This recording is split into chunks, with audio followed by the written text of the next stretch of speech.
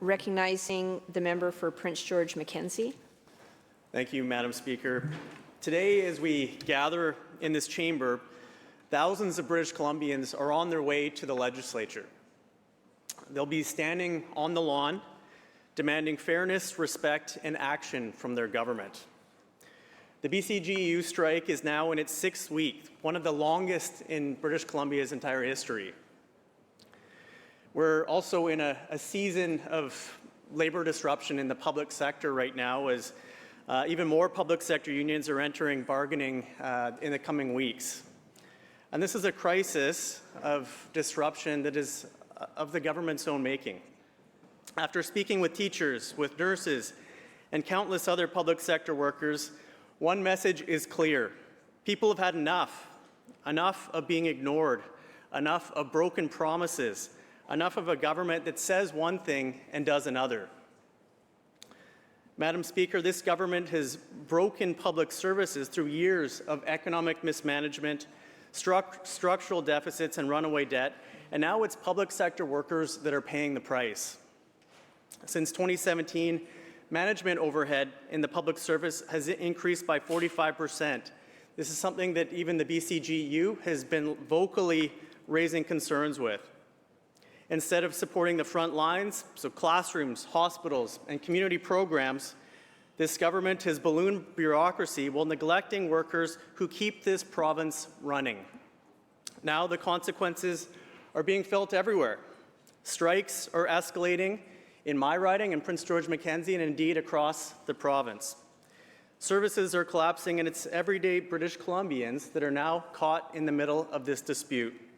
A couple of weeks ago, the strike spread to the liquor distribution branch, threatening the livelihoods of 7,500 restaurants and bars and thousands of workers in that sector. The restaurant sector is already struggling under this government's policies. Since 2019, half of food service businesses have become unprofitable. That's a 5-fold increase. And now they're asked to take on more uncertainty. It's not fair to them.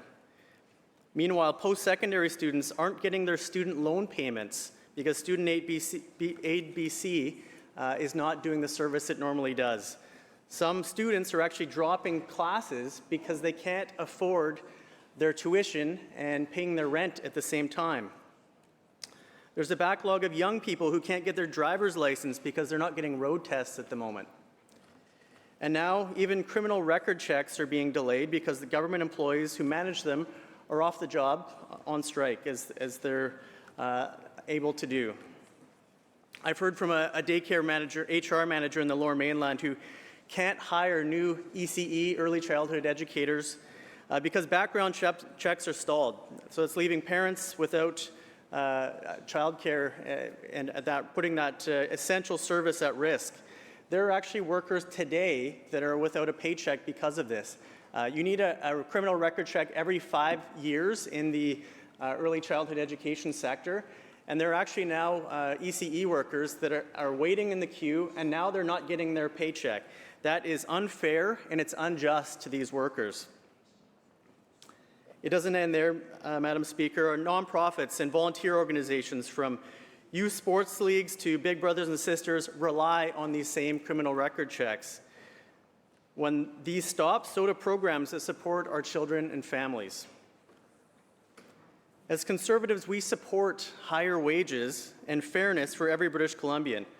But the reality is that NDP mismanagement has led to layoffs in construction and the resource sector, where I live in Prince George. It's frozen public sector frontline service wages, and it's led to an economy that can't sustain this government spending. Let's look at where we're at right now. Debt to GDP from this government's budget will be on track to reach 35% by 2028. Total debt will expand to reach $208 billion by that time. So today, we're paying $5.2 billion in debt interest payments, and I don't even want to think about what that number is going to be in 2028. Enough is enough. This government always seems to find money for its friends, the insiders, the consultants, and the politically connected. But let's put cuts in that area on the table, at the bargaining table. This government should do that today, to find money for frontline workers. The government ministers keep saying that the best deals are negotiated at the bargaining table, yet their own bargaining team showed up 3 hours late to bargaining with the BCGEU. That is disrespectful to them and not fair. Thank you, member. Thank you, Madam Speaker.